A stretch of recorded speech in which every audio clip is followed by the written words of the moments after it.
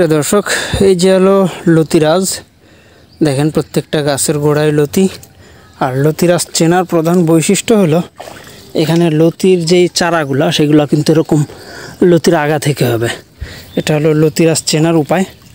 আর আজকে আমাদের এক ভাই টবে রোপণ করার জন্য কিছু চারা চাইছিল। এই যে দেখেন, আসলে আমরা চারাগুলো মাত্র 2 টাকা পিসে ডেলিভারি করি, কিন্তু অল্প সংখ্যক চারা হলে ডেলিভারির যে কস্ট খরচটা সেটা বেশি চলে আসে। ভাইকে জানানোর পরেও এই যে এখানে 50 পিস চারা আছে। মূলত এরকম সাইজের চারাই আমরা ডেলিভারি করি। এই যে দেখেন, প্রায় ভাইয়ের হাত পর্যন্ত পৌঁছাতে 5 টাকা পিস পড়তেছে। এই যে দেখেন, অলরেডি গাছের গোড়াতে লতি কিন্তু চলে আসছে এখনই।